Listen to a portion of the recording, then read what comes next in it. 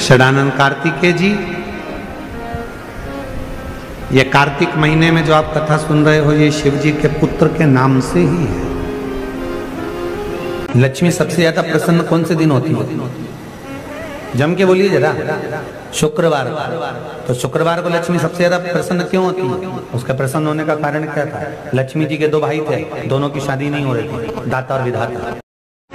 दाता और विधाता दोनों का विवाह नहीं हो रहा, और दाता विधाता के लिए लक्ष्मी बड़ी परेशान थी। रोज नारायण से कहती थी, प्रभु कुछ कृपा करिए, दाता विधाता का विवाह नहीं हो रहा, उम्र होती चली जा रही है, इनका कुछ करिए प्रभु, आप नारायण आप कुछ तो कर सकते हो। भगवान नारायण ने तब लक्ष्मी से कहा, एक काम करो, बेलपत्री के पेड़ के नीचे बैठकर लक्ष्मी तुम अनुष्ठान करो तुम्हारे भाइयों के विवाह के लिए। इसलिए आज भी हमारे हिंदू धर्म की रीति है कि बेलपत्री के पेड़ के नीचे शाम के समय लक्ष्मी का वासा होता है, इसलिए लोग बेलपत्री के पेड़ के लगाते हैं, तो उनके घर में कभी लक्ष्मी की कमी नहीं होती। साहब प्रयास करा करो, एक चुटकी हल्दी, कितनी?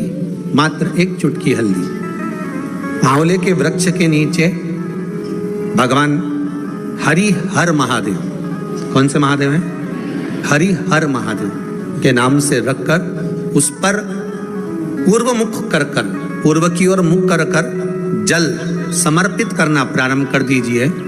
आप अगर प्रयास करेंगे, शुक्रवार की शुक्रवार करें या नवमी की नवमी करें, अष्टमी की अष्टमी करें, प्रदोष की प्रदोष कर लें, सोमवार की सोमवार कर लें, तो आंवले की जड़ के नीचे अगर हमने हल्दी रखकर जल का भाग समर्पित करा है पूर्वभिमुख होकर, तो अगर व्यापार नहीं चल रहा है, एक हफ्ता हो गया बैठे हुए हो, कोई ग्राहकी नहीं, एक हफ्ता हो गया बैठे हुए हो, कोई ग्राहकी नहीं है, तो एक बार करो, दूसरी बार करने जाओगे तो आप अपने आप दौड़ कर जाओगे कि मेरा एक हफ्ते से व्यापार है। एकादशी के दिन जब आप जल शंकर को चढ़ाने तो रोज ही जाते, जब एकादशी का दिन रहे और शंकर जी के मंदिर में आप जल समर्पित करें, तो 3 बार मुख से स्वधा स्वधा स्वधा या स्वधा स्तोत्र का पाठ, जिसमें 12 श्लोक। संसार का कोई मानव जब भोजन ग्रहण करता है, भोजन की अपनी थाली में से एक गासा निकालकर, थोड़ा सा चावल दाल जो भी आप जीम रहे हो, मिठाई आदि का अधिक सामग्री निकालकर जो गौ माता के लिए ग्रास के रूप में निकालता है, कहते हैं उस ग्रास में 7 का भाग हो जाता है। कितने लोगों का भाग है? 7 का। थान पर निकाला गया, आपने जो गौग्रास निकाला है उसके 7 हिस्से हो गए हैं महाराज। निकालते से ही केवल गौग्रास, तो उसका नाम है, उसके 7 हिस्से हो गए। पहला गया पितरों के खाते में, दूसरा गया आहूतों के खाते में, तीसरा गया वासुकों के खाते में, चौथा गया अधोगति के खाते में। अधोगति वाला उसमें से केवल जो भूमि का भाग रहता है वही रहता है, बाकी का कोई भाग नहीं लेगा। जो गौग्रास भूमि पे निकल गया वही भाग, अन्यथा नहीं लेगा। 5वां गया देव भाग के लिए महाराज। छठा, हमारे क्षेत्र में, हमारे मोहल्ले में, हमारी कॉलोनी में जहां हम निवास कर रहे हैं, वहां कोई जीव अगर आपने गौग्रास निकाला 15 दिन, 20 दिन, 1 महीना, 6 महीना, 12 महीना, ये जो आप लोग ये 6 मासी और 12 मासी कहते हो, क्या है इसका व्याख्यान? क्या वर्णन लिखा है कि 6 मासी करो ने 12 मासी करो? इसका मतलब क्या है? क्या मतलब है कि 6 मासी के 6 पिंड, 12 मासी के 12 पिंड? इसका व्याख्यान क्या है? तो गरुड़ पुराण में उसका भी वर्णन किया गया कि 6 मासी के 6 और 12 मासी के 12 पिंड का मतलब होता है, इसको पहले 6 महीने के बाद करते थे, फिर 12 मासी 12 महीने बाद करते थे। उसका कारण क्या था कि घर के परिवार में, कुटुंब में, मोहल्ले में, क्षेत्र में, नगर में अगर कोई भोजन करेगा, उसने गौ ग्रास निकाला, उसके ग्रास का भाग जो जीवात्मा गई है, 1 साल तक उसके लिए वार्षिक पिंड नहीं हुआ है, उस जीवात्मा को उस गौ ग्रास का एक अंश उसके खाते में लिखाता जाता है, तो वो जीव तृप्त हो जाता है। आज के जमाने में तो 13वां करो, उसके तुरंत बाद 6 मासी, उसके तुरंत बाद 12वां कर देते, 12 मासी,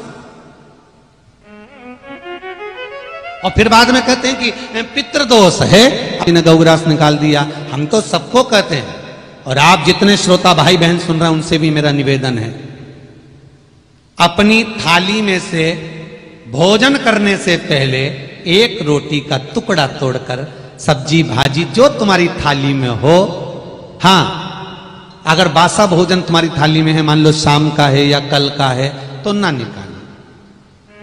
पर ताजा अगर कोई भोजन रखा है, रोटी रखी है, दाल रखी है, चावल रखी है, सब्जी और ताजा बना है, तो आप अपनी थाली में से निकाल कर, और हम तो कई लोगों से कहते हैं ब्राह्मण की भी थाली लगाओ, तो ये सेव, अचार, नमक, ये सब चीजें जो लड्डू पहले से बना हुआ हो, 2 दिन पहले का बना हो, 3 दिन पहले का बना हो, जो सामग्री 4 दिन पहले बनी हो, तो पंडित जी को बाद में रखो। किसी ब्राह्मण को अगर भोजन करा रहे हो तो तुम लड्डू, गुलाब जामुन, इमरती, भजिया अगर एक रात्रि पुराना भी है तो निवेदन है ये बाद में रखना। जब वो गौग्रास निकालते उसके तुरंत बाद रख दो। तुम निर्मल स्वभाव के, पर सब तुमने पंडित जी का भला सोचा, गलत नहीं है, तुम्हारा भाव अच्छा है, तुम निर्मल स्वभाव के, पर शास्त्र क्या कह रहा है, जब तक गौग्रास ना छूटे तब तक अचार भी ना रखा जाए, क्योंकि अचार भी पहले बन चुका है, लड्डू पहले बन चुका है, लड्डू पहले बन चुका है, गुलाब जामुन पहले बन चुकी है, वो ना छूटे, जो ताजा भोजन बना हुआ। लोग वृंदावन किससे मिलने जाते हैं, जम के बोलिए जरा, भगवान कृष्ण से, ठीक है। और भगवान कृष्ण किसको चराने जाते हैं, गौ माता। मतलब तुम कृष्ण जी के पीछे और कृष्ण जी गौ माता के पीछे, क्यों? तो उसका सीधा सीधा प्रसंग है कि गाय के ग्वाड़े में, गाय के उस आंगन में, गौशाला आदि में जहां गाय बनती है उस जगह पर अगर आपने मानस के अंतर्गत लिखा है कि गौ माता को आप प्रेम से अगर एक ग्रास भी दे रहे हो, प्रेम से अगर आप एक जरा सा भाग भी प्रदान, की रक्षा स्वयं गौ माता में विराजमान 33 कोटि देवता करते हैं। उसकी रक्षा का सूत्र फिर वो संभाल, जिस भूमि को, जिस मकान को, जिस जमीन को, जिस जायदाद को आप बनाना चाहते हैं, जिस प्लाट को आप निर्मित करना चाहते हैं। कई घर ऐसे किराए के मकान में रहते थे तो अच्छे रहते थे, जब से घर बनाया प्रवेश करा तब से रो रहे हैं। 25 बार वास्तु शास्त्री वालों को बुला लिया, उसने यहाँ से सीढ़ी तोड़ दो, यहाँ से बना दो, यहाँ बाथरूम तोड़ दो, यहाँ से बना दो, ये पीछे से रास्ता कर दो, यहाँ से बना दो। ईमानदारी से कहना, पहले के समय में क्या वास्तु शास्त्री होते थे? नहीं। कारण इतना सा है कि आपने जब मकान का निर्माण कराया, वास्तु शास्त्री को बुलाया, इंजीनियर को बुलाया, सब ठेकेदार को बुलाया, सबको बुलाकर मकान, प्लाट, जमीन, जायदाद सब दिखवाया, पर आपने उस भूमि पर, पद्म पुराण कहती है, धेनु मानस कहती है, स्कंद पुराण कहती है कि उस प्लाट पर आपने 3 दिन तक एक गौ माता को नहीं बांधा। 3 दिन तक एक गाय को उस प्लाट पर बांधकर चारा खिलाते, ना वास्तु शास्त्री को बुलाने की जरूरत पड़ती, ना कभी समृद्धि की, ना सुख की जरूरत पड़ती, क्योंकि गाय सारी इंद्रियों को आनंदित देकर सुख प्रदान कर देती है। वासुकी नाग जी की धर्मपत्नी का नाम है सतशीर्ष। शिव की बड़ी उपासक है सतशीर्षा।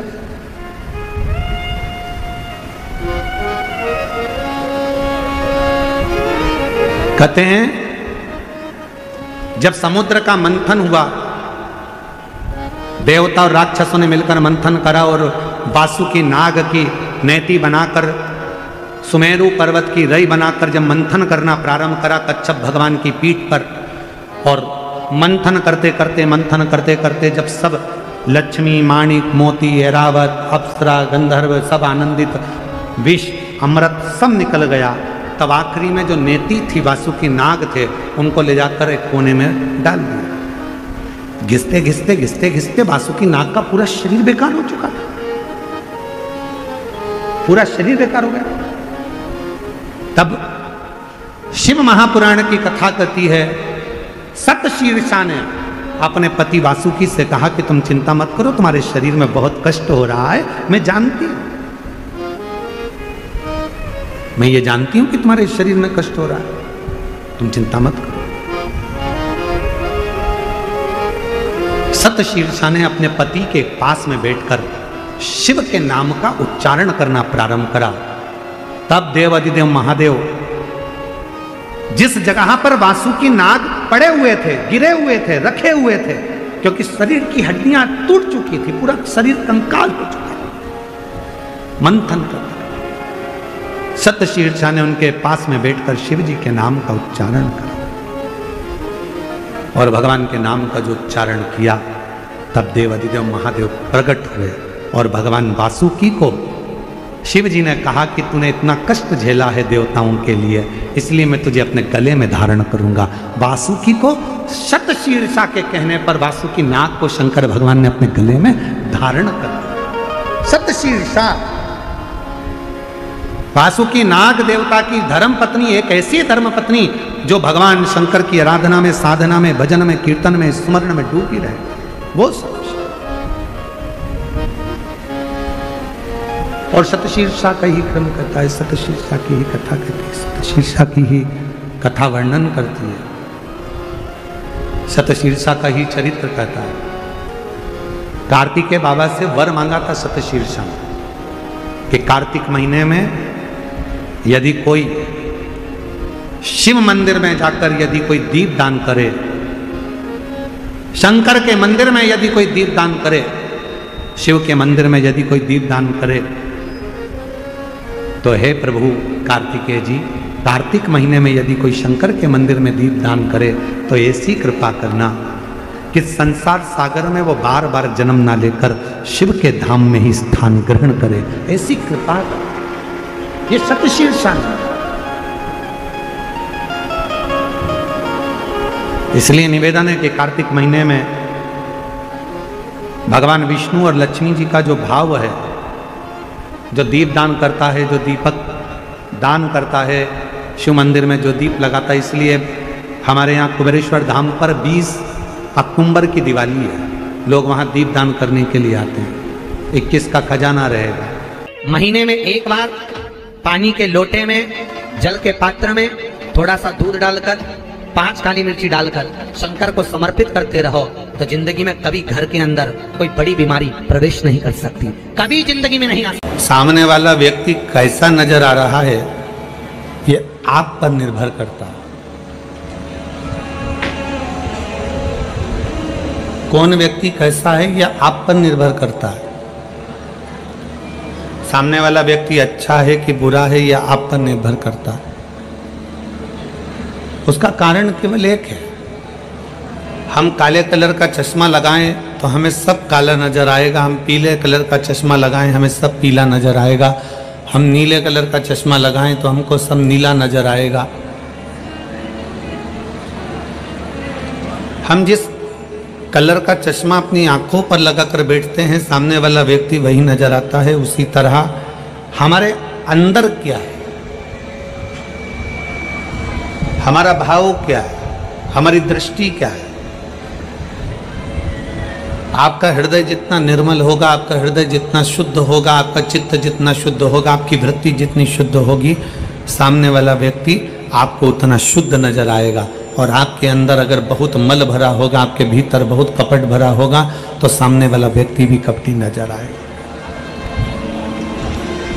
ये आपके और हमारे ऊपर निर्भर करता है। जल चढ़ाते रहिए।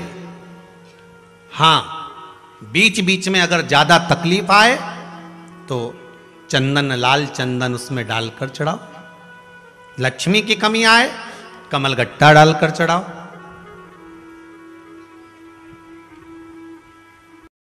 रोग ज्यादा घेर रहा हो तो काली तिल चढ़ाकर चढ़ाओ। और ज्यादा तकलीफ बीच में आ रही हो तो शमी पत्र चढ़ाने के बाद फिर जल चढ़ाओ।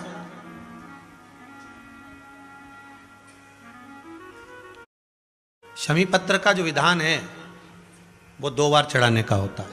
एक बार अगर आप किसी कामना से शमी पत्र चढ़ा रहे हो तो शमी पत्र पहले शिवलिंग के ऊपर चढ़ाया जाता है, उसके बाद जल चढ़ाया जाता है। जब जल चढ़ जाए, दूध चढ़ जाए, पंचामृत स्नान आदि सब हो जाए, उसके बाद आप देवाधिदेव महादेव की जब पूजन करें, अर्चना करें, आराधना करें, चाकरी करें, निवेदन करें, तब फूल आदि शमी पत्र बेलपत्र फिर समर्पित कर देंगे, फिर पुनः समर्पित कर देंगे। शमी पत्र चढ़ाकर आप जल चढ़ा दो। कभी बेलपत्र चढ़ाने के बाद जल चढ़ा दो। बीच बीच में प्रयोग करते रहना चाहिए। बाबा से निवेदन करते रहो। ये जरूरी नहीं कि आप रोज ये चढ़ाओगे तो ही। हाँ, जब आपको लग रहा है कि अब मेरा दुकान ठीक नहीं चल रही तो कमलगट्टे का पानी भगवान शिव को समर्पित कर दो।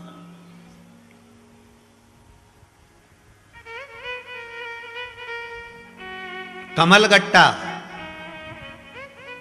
लक्ष्मी जी की जो माला जपी जाती है, लक्ष्मी मंत्र की जो माला जपी जाती है, वो कमलगट्टे की माला से जपी जाती है। षडानंद कार्तिकेय जी, ये कार्तिक महीने में जो आप कथा सुन रहे हो, ये शिव जी के पुत्र के नाम से ही है। जीवन का कोई भरोसा नहीं, खुश होकर जियो। जो समय परमात्मा ने दिया है उसको आनंद के साथ जियो। तारकासुर का संहार करना है। एक बेटे का जन्म होना चाहिए। शिव जी के तेज पुंज को गंगा जी को दिया गया और गंगा जी की 6 धार से एक बेटे ने 6 पुत्रों ने जन्म लिया, जिनको कृतिकाओं ने एक जगह पर इकट्ठा कर गंगा का जल छोड़कर एक कर दिया। उन्हीं का नाम षडानंद कार्तिकेय, उन्हीं का नाम षडानंद कार्तिकेय। भगवान देवाधिदेव महादेव ने सूचना करी, देवताओं से कहा तुम घबराओ मती, मेरे पुत्र कार्तिकेय तारकासुर का संहार करेगा।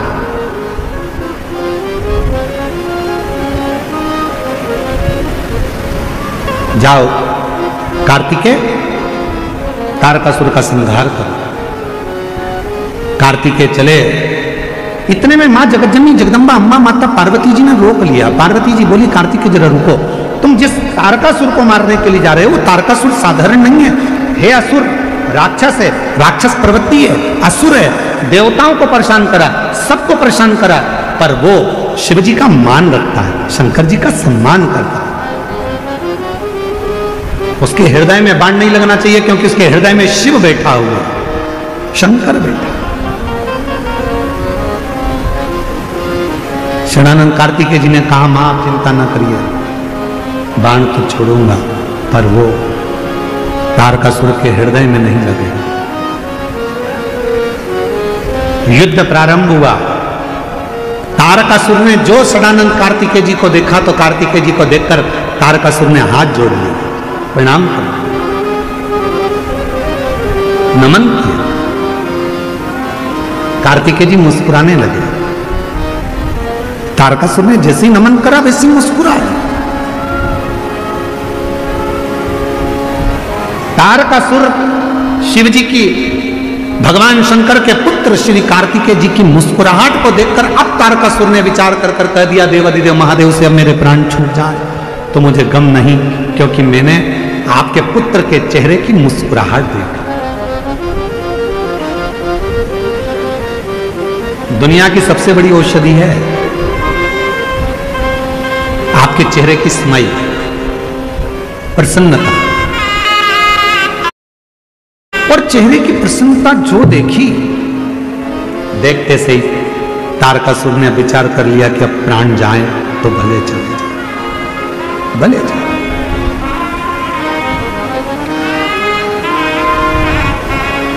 तारकासुर के प्राण छूट गए। देवताओं ने पुष्पों की वृष्टि कर दी, गंधर्व ने गान कर दिया, अप्सरा नृत्य कर दी, चारों तरफ आनंद हो गया, सुख ही सुख। जैसे ही कार्तिकेय महाराज ने तारकासुर का संहार करा, सारे देवता तारकासुर के प्राण छूटने के बाद षडानंद कार्तिकेय जी महाराज के पास में आ गए। सबने स्तुतियां गाना प्रारंभ करा। उन्होंने भगवान षडानंद कार्तिकेय जी को देखा तो कह दिया, हे कार्तिकेय, मृत्यु लोक में जन्म लेने वाला मनुष्य आपके नाम के अंकित माह में, कार्तिक महीने में यदि भूलवश भी एक आकाशीय दीप का दान कर देगा तो वो शिव धाम में जाने का अधिकारी बन जाएगा। ये ब्रह्मा जी का।